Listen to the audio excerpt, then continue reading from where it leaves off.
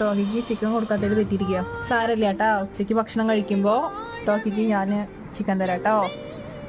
ലിസയ്ക്ക് കൊടുത്തതിന് തെറ്റിയിരിക്കുക. എന്നിട്ട് പരിഭവം കാണിക്കുക. എത്ര നേരം വിൻഡോന്റെ മേലെ കയറിയിരിക്കുന്നേ. വീഡിയോ എടുത്തപ്പോൾ ഇവിടെ വന്നിരുന്നതാ.